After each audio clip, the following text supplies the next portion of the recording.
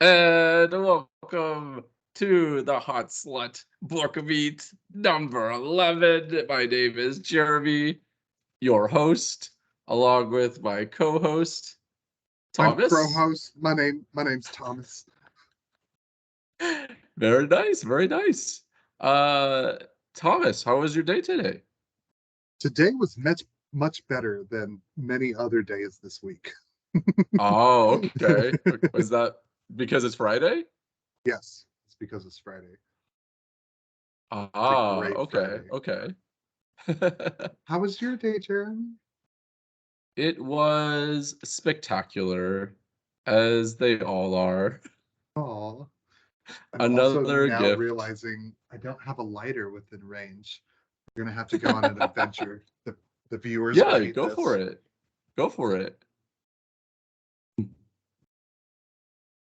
Success. All right. Now we're cooking with fire. Do we have to do an epilepsy warning on this one now? No, no. So I had a question for you. Um, so in terms of gardeners versus architects, so when you hear those two terms when it comes to writing, so what comes to your mind? Like what do you think that means? I've heard about gardeners and architects like mentioned before.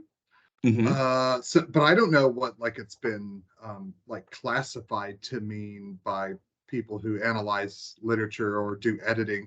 But when I Yeah. first hear it, like what I think it is, like without any information, is that like an architect is somebody who goes about their authorship by structuring everything beforehand and having very clear outlines and a very clear trajectory or Hmm. itinerary that they want to hit throughout their writing. Yeah. Whereas a gardener, which is kind of how I consider myself with role playing, it's not nearly the same as writing, but how Hmm. it reminds me of what I do for like running a role playing game like Dungeons and Dragons is Yeah.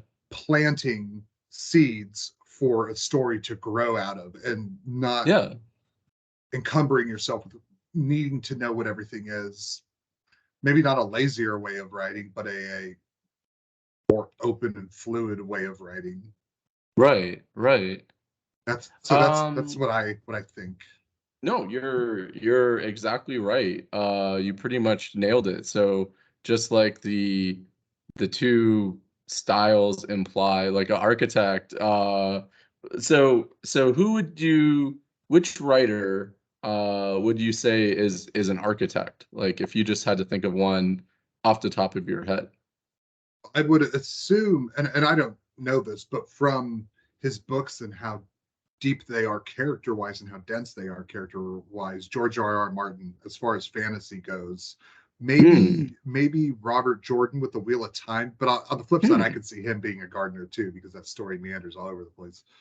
Right? But George Right? R. R. Martin, I feel like it's tighter. I feel like he like maybe he didn't know the whole story, but like he built it like as he went, like Hmm. he built the foundation, then he built the part for the next book. So like even if there were Yeah. Gardner aspects, his work makes me think of like a constructed castle. Maybe it's the opening Yeah. to the show Game of Thrones, which is like castles being Yeah. constructed. But Right, right. I I think you're right. George R. R. Martin does feel like an architect from the point of view of like the world building. Because yeah, like you said, it's just so dense and it definitely feels like he put a lot of it together. Um, Ironically, so I have a quote here from him in an interview. am So I this is wrong as George fuck? R. I'm R. Martin. excited. George R. R. Martin says, I think there are two types of writers, the architects and the gardeners.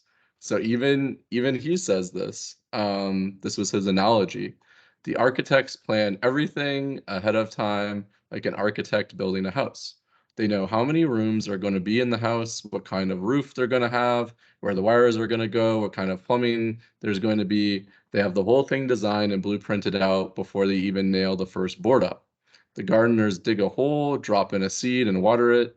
They kind of know what seed it is. They know if planted a fantasy seed or mystery seed or whatever. But as the plant comes up and they water it, they don't know how many branches it's going to have. They find out as it grows. And I'm much more a gardener than an Ah, architect. Oh, so he I was even, totally wrong. huh.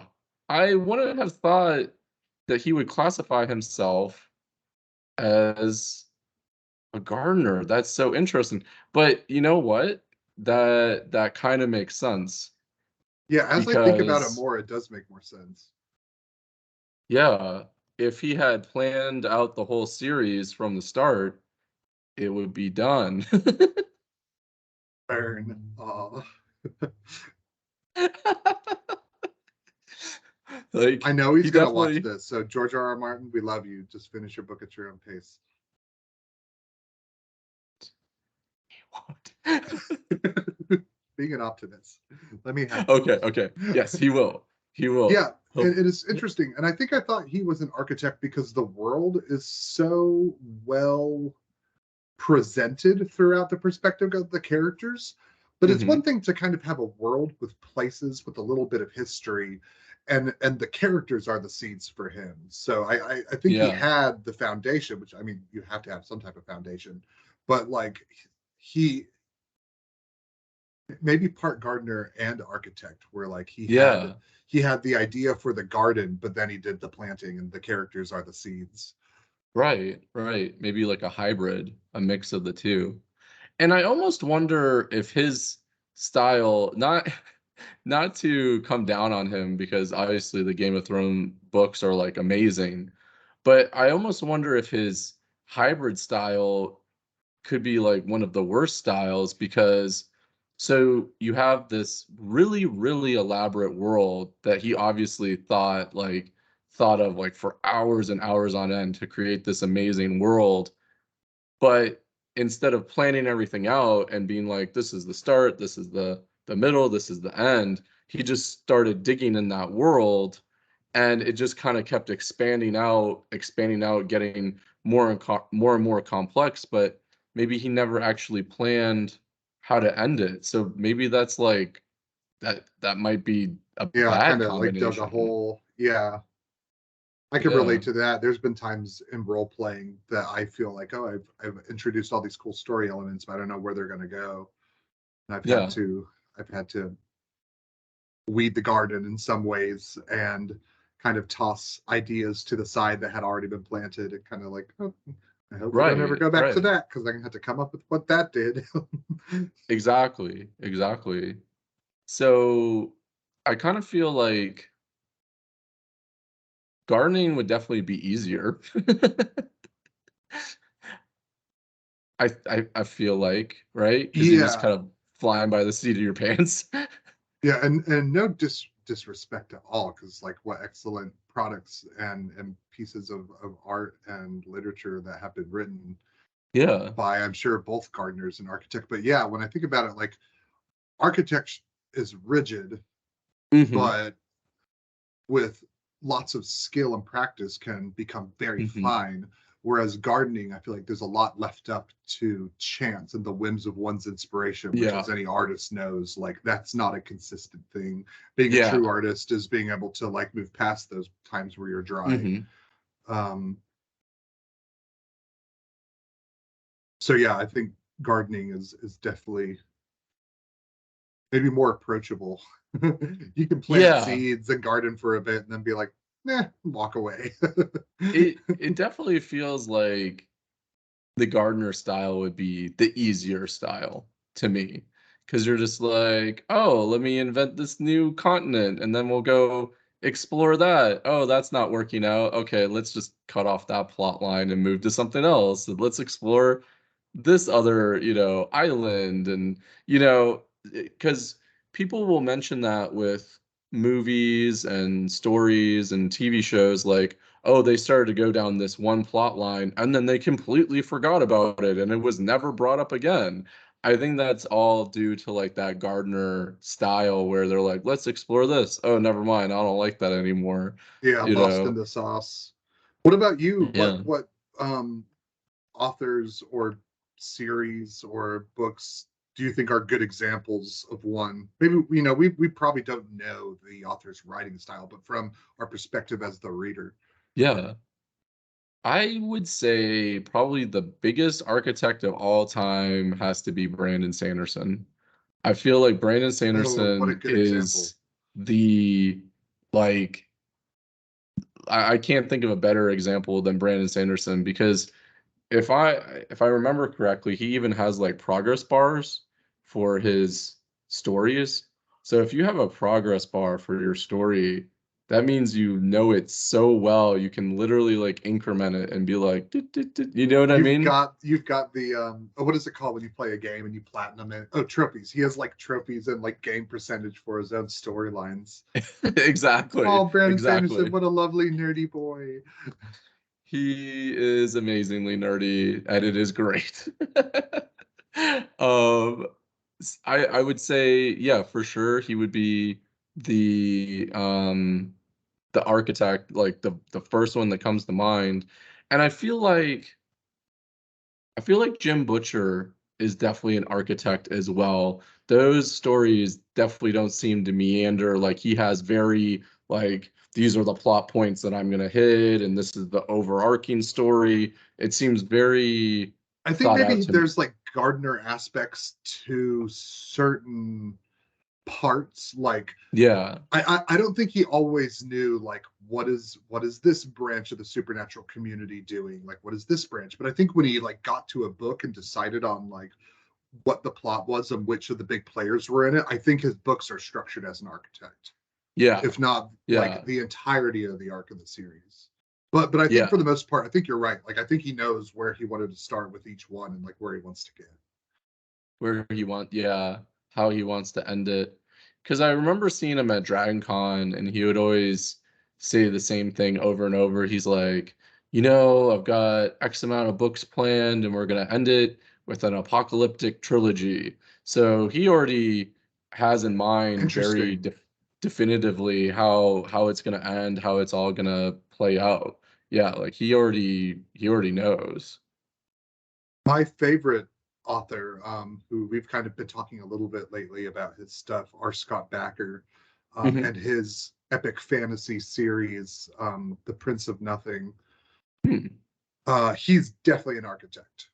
Like, and you can Mm. see that immediately in the story. It's very Tolkien-esque. It's very like, here's the world, Oh. but here's the layers of history behind it, and then what that means for where we're going. And he absolutely knew where it was going, Oh, from interesting. the very beginning. Huh. Um, so that series, The King of Nothing, how many books is it?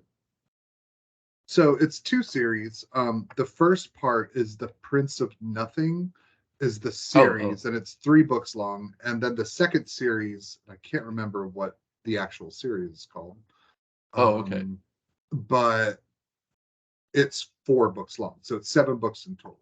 Oh, okay, okay. And that's, I Sorry, I know think I that's called that's a it lot like to ask you to read. that is pretty big. That And is I I will no do my best. pressure, no I will pressure. do my best. I often don't. I used to recommend it to everybody, but the more I've thought about it, the more I realize it's not a book series for everyone. There's a lot of people who won't like it. Yeah. Its language is a little bit difficult. The world's super harsh and it's super brutal, and very Mm.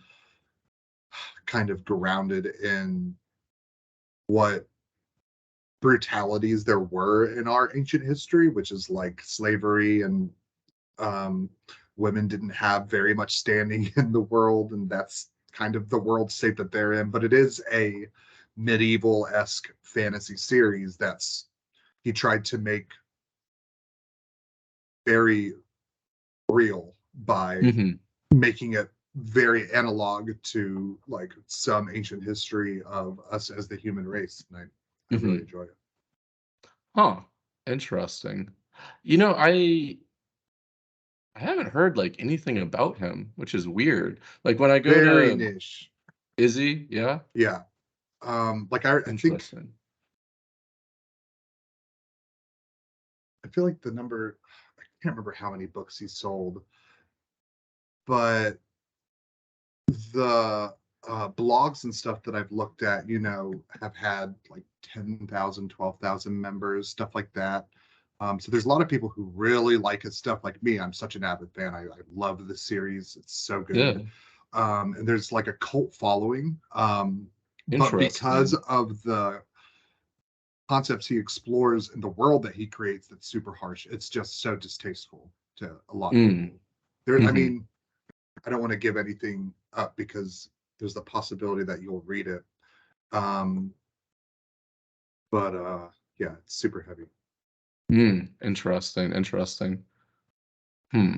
I'll I'm not gonna lie. After you said all that, I'm now leaning towards not trying it. Not trying. I understand. Like I said, no pressure.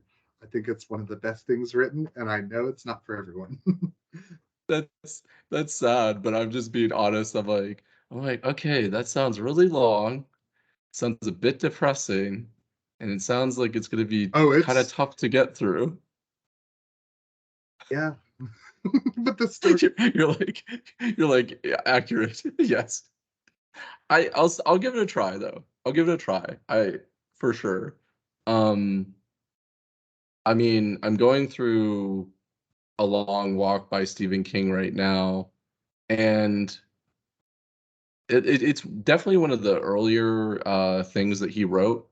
He wrote it very early on, and the plot is ridiculously simplistic. It's just like in the future, 100 kids will walk as far as they can, and if you stop walking, then you get shot, and then one guy wins. That's like that's Hunger, literally the Squid plot. Game, like Yeah, very yeah, basic plot. Yeah, I like yeah. that though. It's fun. And Who's I was winning? talking with Misha, who read it and said it was one of her favorite books from King. And I was like, "Yeah, I'm about, more than halfway through it, and it hasn't really picked up. It's just like kids walking, and then one of them will get tired and get shot by, soldiers." I was like, "Does it ever change? Does anything, different happen?" And she's like, "Yeah, I think near the end, like they walk faster or something." And I was like, "Wait, what?" I'm like, Yeah, "Excuse me?" one of them trips. They don't know Right, if it's exactly. considered a walk. It's like dribbling and Yeah, then like holding the ball. Like, yeah. Um, I just made a sports reference. oh, I think I didn't understand it at all. So I was I just like I I was probably like, "Oh, didn't okay." execute it correctly. I'm too gay for that. Um, but yeah, it was a little disappointing because I read so many good King books like back to back to back to back, and you're just like getting so psyched up. You're like, "This is the best author ever," and then you read that one, and it's just like, and Stebbins stubbed his toe, and he was like, "I'm tired of walking," and then the soldiers were like, "We're gonna shoot you." Not today, Stefan. Yeah. So I mean, we'll see where it goes, question mark. I mean, I feel like I know where it's going, but like we'll see what happens with it. I am curious how it I'd love to ends. find out Yeah. that it's just based off of like a 5K that Stephen King got like roped into doing back in the day for like some like charity thing that he didn't really care about, and then I came up with the idea for this book. That'd be That's based amazing on if no that's reality besides my hopeful fantasy. if that's the origin, that would be amazing. He's just like, exercise. No. I love that. How do I know they're Uh, not shooting the people in the backs? This is Derry, um, Maine. oh, and that's one of the interesting things about the book. So I don't think it has like any ties to the Dark Tower. It seems to have no ties to any other books whatsoever. It's just like, let's walk, and some of you are gonna get shot. um, but apparently the trail or the path that all the children take, on their super long walk. Apparently, you can walk that path. Like apparently, it's a real trail. Like it's Oh, accurate. interesting. Yeah, yeah. Man, what a So good way. Well, maybe not if you're not necessarily enjoying it, but like basing the hardships throughout the storyline as the actual hardships on a trail that you can follow. There's like a lot of potential there, I think. yeah, if we're ever in the area, our book group, that'd be interesting if we just started walking it and saw how far we could get. Where does it go through? Have you looked at it? Do you know? Um, I feel like it goes through Maine, but don't all of his books. I think all roads Uh, lead to Maine, Hogsmeade. It's fine. let me see. Let me see. So the long walk, Stephen King Trail, or route. Let's see. Route, maybe.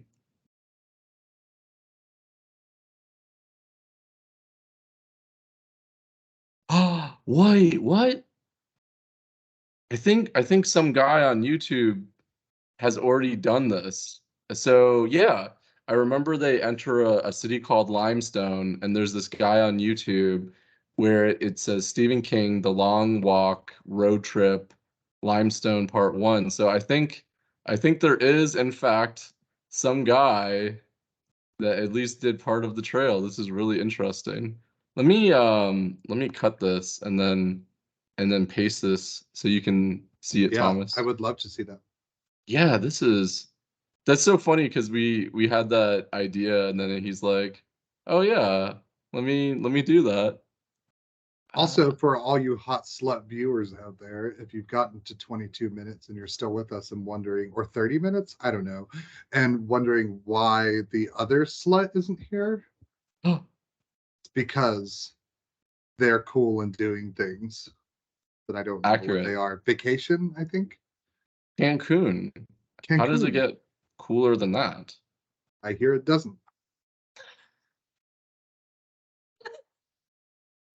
And here we are, like two boyish nerds, just talking about, you know, children murder, Children murder. This is normal for which Stephen is King readers. This is a common topic of conversation, the murder of children. yep, yep, children murder. That Yeah. happens. Or Get used children's to it. survival, which in a Stephen King situation can often be worse. Accurate. True. True. So I pasted it to you, Yeah, he and looks cool. He should be our first guest on our show. I'm gonna invite him. I'm literally gonna comment on one of his videos and be like, "Tell us about your walk," and we'll see if we can get him as a guest star. That'd be interesting. I'll have to read The Longest Walk. And that shows you other sluts out there that have watched for 32 minutes. That we are such hot book sluts that even outside of what we read for this podcast, Jeremy here has read all of Lord of the Rings or is still reading it No, I'm like halfway through the fellowship. halfway through and Yeah, halfway yeah. through The Long Walk. And he I'm finished The Gunslinger and he's finished and he finished Fairy Tale. And we bow to you. You are the fastest amongst us. No, no. So I may be fast, but I definitely don't pick up on everything because so I'll be like in the office and then Christy's like, yeah, at the end of the Gunslinger when they talk about the Dark Tower and how it has infinite levels to it and each level is a reality. And I was like, wait, what? They said that? Huh? Really? That's so cool. Yeah, like yeah, tell me more about that.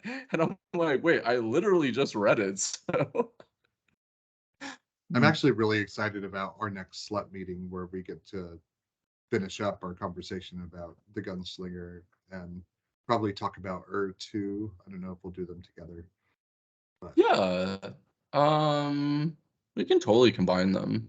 Because I feel is so short. I don't think we can do like a whole episode on that necessarily. Because it um once you start reading it, I think you're gonna finish it in about, honestly, like an hour. Like that's it. Really? So, Yeah, I started it today and got maybe like 6 pages in, mhm. just because I had a lot of like different distractions today at work. Didn't read too Yeah. much, so I'll probably finish it tomorrow. Oh man, I was super distracted at work as well. I was like, just like all these crazy problems like flying in. You're like, oh no, what is that? Ah, what's happening? Ah. One day we'll do really cool editing, and at that point in the podcast, there will be like little things zooming across your screen that you're like actually dodging. We'll do like the kitty like vine or like short like psh, psh, psh, psh, and you're like dodging them. I love that. I love that. One day. Um, I have a question for you, Thomas. So we're talking about architects versus gardeners. Now, what would you say Stephen King is? Is Stephen King an architect or a gardener?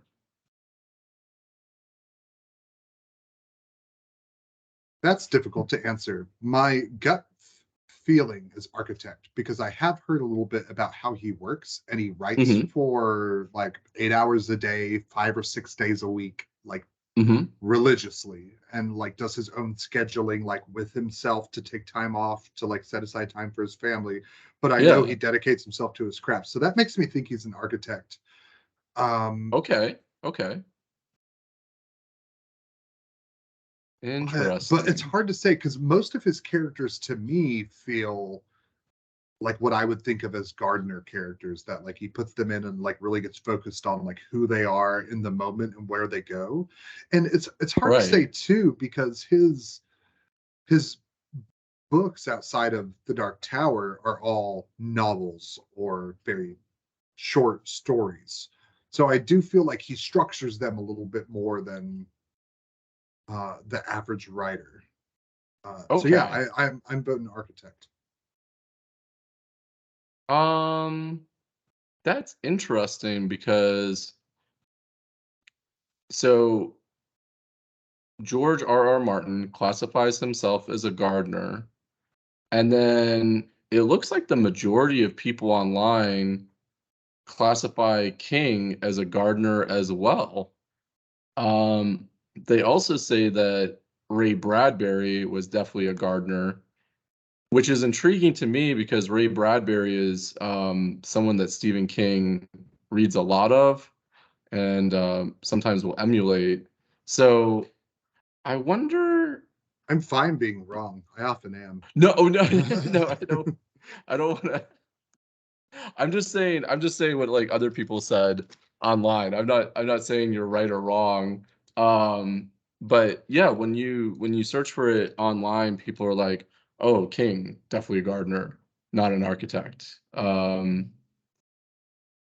So maybe King has like big plot points in mind, and then he just kind of creates these really realistic characters and lets them run in the world. And then if they hit those plot points, then good.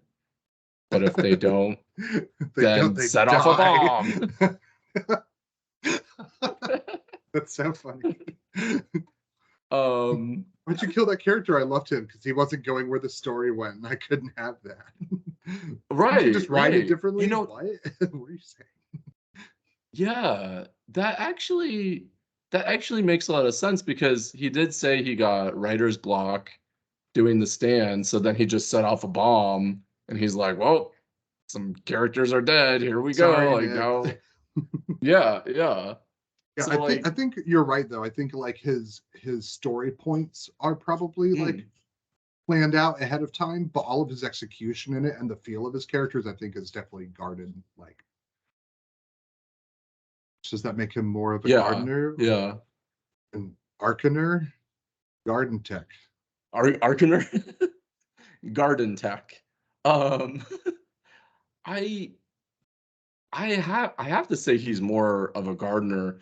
The reason why is I feel like an architect would never get like halfway through The Stand, hit a block, and then blow up a bunch of characters. That feels like such a Gardner thing That's to a do, Gardner move. Absolutely, you're totally right? right. You know, like oh, I'm just kind of like going along, making the stand, making my story, and then oh, I hit a block. What do I do? You know, like Yeah, um, yeah, I think you're right. that's that's what I would say. Um, and it another thing that's interesting to me is so Martin, Bradbury, and King are all considered gardeners. And I know King likes Martin's work and Bradbury's work, but he did not like Robert Jordan's work. Hmm. Interesting. What do you think? I can't remember. Have you read The Wheel of Time? Yeah, I read all of it. I read all of it. Yeah, what do you think? Do you think he was a gardener or an architect? I think he definitely was an architect at the beginning of the series. And then the money started coming in. And he's just like, what if I make a book and it's only about tugging on your hair? Like, Right? Yeah. Yeah, I agree. I think he had a schematic, and mhm, then he let the garden grow wild and strung us all along for that, which I really yeah. enjoyed it. It's a No, it great was like great. women power Yeah, book too. I really like yeah. seeing that world where women were the ones that were empowered because of magic. Hmm. Um, but yeah, I definitely think he got lost in the sauce in a number of places because there's whole books that Yeah, like I don't remember anything about what happened yep. in those books, or I do and I don't want to. Like I, Perrin's whole story in Winterheart, and just like I love Perrin, mhm. but I could have done without that. I remember vividly going on Reddit, and all these people on Reddit were like, "Oh yeah, books 7, 8, 9, and 10, you can just skip them. It's really nothing happens." And I'm like, "Wait, what? Really? Because that's like this much, right? You know?" That's Uh, 5,600 pages. right. But I didn't skip any books, but I definitely read quickly through those. Yeah.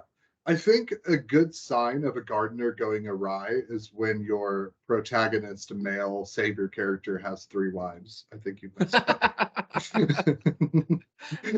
Hmm. You Hmm. didn't make some critical choices there. Can't have your cake and eat it Yep. too. Yep. I mean that's honestly a good point because I mean, yeah, it is so odd that that's how the plot unfolded. So he probably meant to have him pursue like one romantic interest, which then kind of like meandered into something else, and then meandered into some. Yeah, I didn't think about it that way, but that does make a lot of sense now that you mention it. Huh. Harem fantasy. It was That a it was thing? the original harem fantasy. Hmm. Um, I'm trying to I think of authors that really strike me as architects. yeah. I don't think I've read, so I've read of like, I guess Steven Erickson's Malazan series, like definitely, especially on a reread, there's parts in it that I'm like, Mm, oh, he had to have thought of that beforehand. But it still mhm, doesn't make me think that he's an architect. Like I definitely think he meanders with the story, hmm. and plants things and like waited to see how they grew. Yeah, yeah. Maybe maybe Orson Scott Card with the Ender's Game and Speaker for the Dead. Like I could see those being pretty architecty. But on the Oh. same side, it's hard to say because like I guess vivid characters to me make me think that they're gardener characters because that's how I create. So when I see a good Mhm. character, I'm like, oh, they must have written about the character and then let the character blossom and find out who they are. And that's definitely Oh, not yeah. everybody's way of writing, but that's how I relate to it. Yeah. So I think I'm like kind of imprinting that. Right, right. Um, yeah, I kind of make that same assumption where when you see like really good character work, you're like, this is a really vibrant and realistic character that's like let loose in a situation. And then because it's such a well-grounded character, they have to act in a way that's realistic and like in line with their personality, which then in turn makes it more Gardner style. Because if you have a very realistic character, they can't go out of character because that breaks like the immersion. So yeah, that kind of makes sense where yeah, you have a really good character and then you're just naturally going to be a gardener because you have to kind of Follow follow the what that character character. does. Yeah. Yeah. That's And yeah, I think that Tolkien is yeah. absolutely an architect. I think he Yeah. knew exactly what was going to happen. And I think, Mhm. in my opinion, his characters suffer for it. Mhm. Like, because I mean, I love Gandalf, I love Legolas, I love Gimli, like I love all those characters, but outside of like the tropes of who they are as a people, they don't have a lot of nuance like you get Mhm. in what I think is like Gardner style or Gardner character Yeah. creation. Yeah. Now that you mention it, that's interesting because so I agree 100%. Tolkien feels like if anyone's an architect, it's him, right? Maybe even more so than Brandon Sanderson, because I feel like he laid out the whole series like far, far in advance of writing it. And then like you said, there's critique to the characters in Lord of the Rings, but that's also one of the big critiques of Brandon Sanderson is people will say like, "Oh, the plot was amazing. The plot was so intricate and complex, and I didn't see that twist coming, even though he foreshadowed it for like 3 books." And but people will say, "Oh, well, his characters are very cardboard-like and not realistic." So maybe maybe those two things go hand in hand. If you like really lay out the plot like very heavily, then yeah, you might get unrealistic characters that seem kind of like caricatures. Hmm. Yeah, I remember the friend that recommended Brandon Sanderson to me back in the day. His name was John, and Hey, John. I, hi John, you're a slut. Um, I remember him saying as he was rereading it, as I was reading through the first time, he's like, "Oh yeah, I forgot the Shallon's so whiny. Like I forgot that. Gosh, it's been a bit since I've read it, so character names are escaping me. Uh, but yeah, like I remember him saying that, and I was reading through and like seeing instances of that where like the characters are kind of tropey and a little like rigid. Mhm. But on the flip side, like I don't think Shallon's that way at all. I think Shallon's a freaking work of art. I love Shallon. Yeah, Um, yeah. but yeah, I could still see how like they stick to their core like concepts very hard, and it's almost like whereas a Stephen King book, it's all about nuance of the character and like how they Mhm. move and how they react in the situation. Right. Whereas the characters of Brandon Sanderson are more archetypal, as opposed to nuance. And not to say that they're not complex, because there's definitely like story turns and twists. And you can see them like the characters being haunted by things that you, the reader, don't know about yet. But it is very like architecturally built. And Hmm. even with the way that like character information is revealed, with like the flashbacks with Shallon and the flashbacks with the lead male character with the gravity powers. Can't remember his name. Starts with the K. Oh, yeah, Um, yeah. What is it? Hang on. uh, Oh, man. I forgot we're bad. too. We're bad fans. We need to go back and read it together and talk about Oh, it. man. Lead character in Stormlight Archives.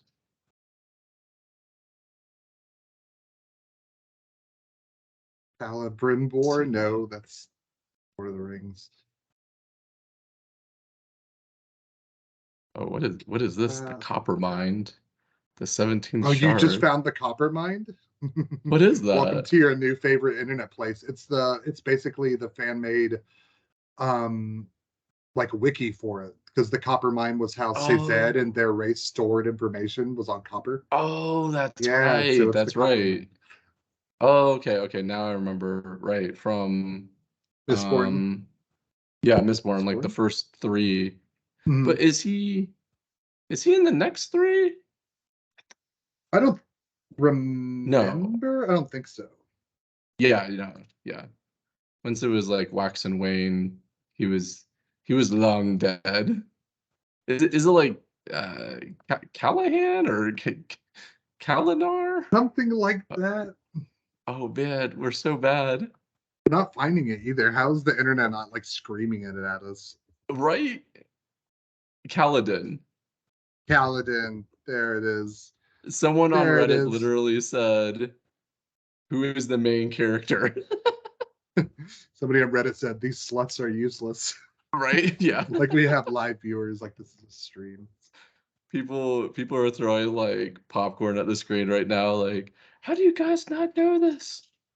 I I find that usually people that have like an encyclopedic knowledge though of like a book series where they can just like rattle off characters and people and places like very quickly. Um I found that most of the time they don't read a ton. Like I feel like I read a Like they ton. read those books a ton. Yes, like they read those books like over and over again. Like you hear the stories like, I read the whole Harry Potter series like 10 times, all the books. And then they'll be like super super focused on that one series and they can tell you anything about it. But in terms of like, you know, reading outside of that, they don't stray too far. Whereas I feel like I you like and to be I, surprised by my book reading. I like to get new things. I mean, I default to yeah. fantasy. That's absolutely my favorite like genre. Hmm. Um, but the older I get, the more I kind of step away from fantasy and more into fiction that's kind of say more present day, um, or like more like modern world in its fiction scope as opposed to like medieval Mm. fantasy. But Yeah, yeah, I yeah, like to read new things. I like to be surprised by a book. I like to have a new experience. yeah. I don't think I've actually, now that I think about it, I don't think I've ever reread a book ever. I've never the only Really? one I reread was Gunslinger, which was good because like going from the stand into the Gunslinger is completely different experience. Um that's literally the only book that I've ever read again. Yeah. Interesting. I've reread a lot of books. Really? Yeah, but I Hmm. do like to try new things. But I do like to reread and go back because my memory is a little bit selective. Some things I really latch on to very well, and some things I kind of lose. Um, so yeah, I've read through all of Dresden twice, Harry Potter like a handful of times. My favorite book Mhm. series, I probably read that like 10 or 11 times. Um, and it also depends on when I catch up with the book series. So like Yeah. the Stormlight Archives I caught when the third book hadn't been released yet. So I've read it twice Mhm. because I've read all of it through for that read, all of it well, Yeah. three times, all of it through for the third book and all the way through for the fourth book. Oh, Um, wow. but That's a lot. yeah, Tho those are chonkers. they are. But I feel like I read faster when I reread it. Yeah, I feel like that it's a makes quicker sense. read. Huh, okay, okay. Do you do the same with movies? I assume it's the same with movies where you, like, rewatch them multiple times? There's a lot of movies I have rewatched a bunch. There's like some like classics that I really like. Um, Yeah. but no, I didn't quite do that with like Marvel, or Mm, Twilight, or yeah. series like that. I didn't go back and rewatch them. Probably the one I did the most was Star Wars, just because like I grew up with so much of it already present, and it like was re-released like late 90s, which is when I was I think what Phantom Menace came out in 99 and I was 9, Mm, I think is when it yeah, came out. So like it was yeah. like that, like rehashing of the series is part of my childhood. So I've seen those many times. Huh. So you're 33. I am. Wait, I'm turning 33 at the end of this month. Oh, I did the math wrong. Or did I? Wait. No, you did it right. Okay. Yeah, because I'm turning 33 this year. Yeah. Oh, perfect. Perfect. Okay. Um, Interesting, because I'm the same like with movies and TV shows and books. I almost never reread or rewatch anything because I like the suspense of like not knowing what's gonna happen. That kind of like makes me keep watching or keep reading. But then as soon as I feel like I know what's gonna happen, then I'm like, ah, Interesting. I like yeah. watching the characters go back through and thinking. I guess I am a rewatcher because I've seen Castlevania like 4 or 5 times. I fucking love that show. Oh, And nice. there's a lot of shows that I've rewatched, and there's a lot of shows I'm currently rewatching. So that is a part of my process for entertainment, both like show, movie, Hmm. cinema, and books. Yeah. Yeah, I like to watch it again and see the characters move again. Huh. Specifically focus on that. Yeah. Because it's almost like the first watch through is the amazement, like, oh man, like what's going to happen next? See, my pants, I can't get enough of it. My second Yeah. watch through, it's like, oh, I'm watching this character go crazy right now, and this kind of is like why he's hard later on because he's gone through this insanity, or whatever the thing is about the character. And honestly, I think a big part of it is because I do really enjoy role playing games, and that's like the pinnacle of my creation right now is doing things like D&D because Yeah. all of my creative interests can kind of focus into that. So it's like, each new like session is like my time to create again. Oh, So interesting. when I rewatch a story or reread a book and really get to look at the Mhm. characters, that's basically me like learning how to make better characters for Yeah. players. Yeah. That's interesting. Do you feel like making your campaigns, it's almost like writing a story? I'm very much a gardener. Um, and so like I had story points in any campaign that I start, but it's almost always built on a world. So I think of the world that it's going to take place in, and like the world state, because it usually revolves around some type of supernatural or fantasy for a role-playing game. Mhm. Mhm. Um, and I get an idea for like, all right, like this is the main issue that's going to be faced. Like this is the overarching like, problem and antagonists. And then I like build like in between those 2 points once I have them. Hmm. But yeah, Interesting. so definitely a gardener Huh. in that aspect. Yeah. I I feel like gardeners for designing campaigns are probably a lot more common because what if the players do something really crazy and wacky, then you have to be able to think on your feet and kind of extrapolate from that. Yeah. So I feel like probably the vast majority of people running campaigns would be gardeners just so they can account for the, weird stuff like players are gonna do. On the flip side of that, there's kind of this old D&D mentality, that like the new kind of like craze of role-playing games has gotten away from, where it was very architecty, and it was like I Mm, have this module set up with this set of dungeons with this bad guy and these characters, and it was yeah, very planned out beforehand. And yeah. yeah, I think that's very very situational, but I think most of them are gardeners, especially now. Yeah, that's true. I forgot about those modules from like the 80s, Yeah. what is it like Tomb of Horror and Yeah, Tomb of Horrors, yeah. and like modern D&D, there's, they've released books that are those stories. So like The Curse of Huh. Strahd is one for 5e, which is like dealing with a vampire lord and his curse. And that Right. architecture is set up for you. Oh, okay. Okay. Not to say I that like a person running a game has to follow it, but like it is there, it right. can be followed as an architect. Huh. I vaguely remember in the 80s there was like this particular module, and it was supposed to be a really, really difficult dungeon. Like you could walk into a room and there'd be like just like this glowing orb in the center of the room, and like it'd be like, "Do you want to touch it?" And like the character would touch it, and it was like instant death or something ridiculous like that. Yeah, there's and honestly, like it depends on what the players are looking for too. Hmm. Because I think there's some players that want a cruel environment that makes it very exciting for them, and there's some Yeah. players that want to like kind of frolic through your story Yeah. their own way. That's true. That's true. Yeah.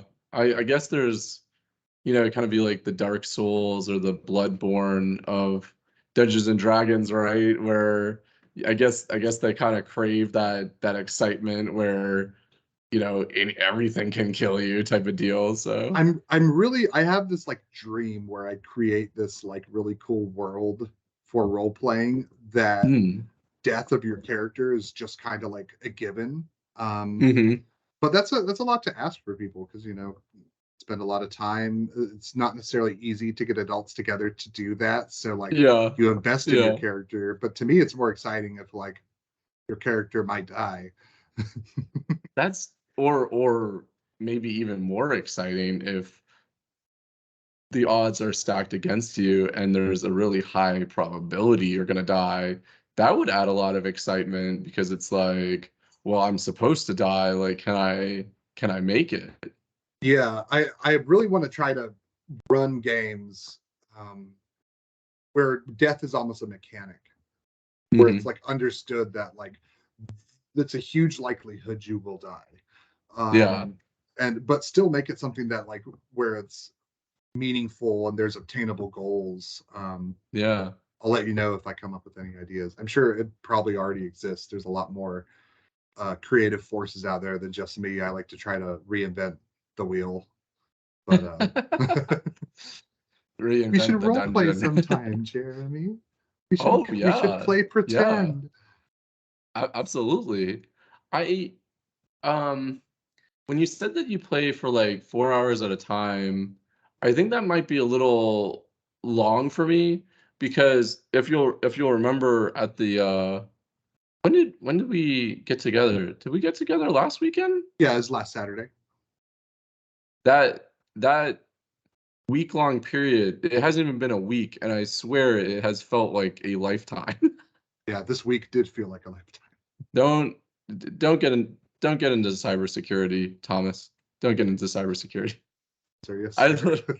I feel I feel like when we just hung out like last Saturday, it literally feels like a month ago. Like you're a different man now. It's like You've gone through seriously. things.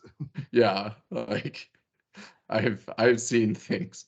Yeah, but Um I would love to do a role playing session for us and do it, yeah. make it something that's really graspable, um, like balls. That's ridiculous. But make it something that's uh palatable that can happen in that amount of time. And because of Palatable that, I want to do something like that's balls. really narrative and not mechanic heavy. I don't want you guys to have to read a book and be expected to know things before you come because that's not fun for people who aren't already excited about it. If you get excited about it and then you're like, let me look into D&D and start doing that, that's one thing. But Yeah. yeah, what we play, it would probably be modern day, and it'd be like off the cuff. Like it'd be something that you could really like modern day, like but like magic exists and you didn't know before the like beginning, and like you don't need to have a character sheet. Like we can just make the dice tell the story. That's what it Yeah. would be. Yeah. Interesting. Interesting. I like that. I like that. Okay. Justin has Um, a really cool scenario where it's like modern day, but the supernatural exists, and you don't find about it until tonight, like when we start the role play. And yeah. so it's really easy to make a character because you don't need to be like a hunter of darkness. You just make a dude. Yeah. And then I drop you in a crazy situation and we find out who your character is in the situation. Like, Oh, so like as you're playing the scenario, you might find out you're a werewolf. yeah, or as we're playing the scenario, you might find out that like old broken down house that you walk Yeah. by when you do your runs in the afternoon like has a witch living in it and like it's doing things and you can't go Oh. to the police because they'll think you're crazy. Like Oh, stuff like that's that. interesting. Yeah. That's an interesting idea Yeah, right think there. Stephen King books, but like you don't need like Yeah. I really wanted to be that you don't need to know mechanics, you don't need to know a dice system. All you need to do is be willing to participate in the story, Hmm. and that's what the role play will be. I think a Hmm. lot of people are scared of it because they're afraid about learning all that stuff. But you can have a great role play experience and not with none of that. Oh, okay, okay. That's interesting. I'm very interested in that. Yeah. I would definitely play that. I would definitely play that. Cool. Um, any closing thoughts on gardeners versus architects? Let us know, viewers that made it an hour and 4 minutes in, if you think George R. R. Martin and Stephen King are gardeners or architects, and how wrong was I? Tell us in the comments. I think I think everyone's on a spectrum. I think it's all a spectrum. So there's no way for you to be wrong because they're all gardeners and they're all architects in some aspects. So sweet. The sweetest slut. Well, I don't want to feel like Thomas, you were wrong about everything. Reddit said so. Like that's not fun. But I I really thought our conversation was really interesting. That was Yeah, cool. That was cool. And I think we kind of by revolving around that theme, I think people are going to be interested in it. I could definitely see people watching this for roughly an hour just because we kind of like centralized around that theme. It was pretty interesting. I hope I hope they watch and tell us in comments. I just want a comment I Absolutely. can respond to, not hi, I am Brandon or whatever it was. Not that we don't like you, person. Can't remember your name. Okay. I'm gonna stop the recording and wave goodbye, but don't leave the meeting. We'll talk off camera. Bye, subscribers. See ya. Oh. No, no, stop the meeting. I can't. I literally can't stop the recording. It just keeps it just keeps going. Oh, okay. It actually stopped now. Okay. Oh, But did okay. it? So, um, what was I gonna say? Oh, yeah, yeah. Okay. So check this out. Um, if wait, what is that? I was like, what is he doing? Um, um, so I don't know if you checked out the Hot Book Sluts channel recently, but I looked at it uh, the other day and I left a comment. oh, did you really? I did, yeah. Oh, that's perfect. Um, oh But I was wait, looking at it it was at my still phone recording. and oh, it's still, damn it. Oh Y'all aren't no. supposed to hear this. Get out of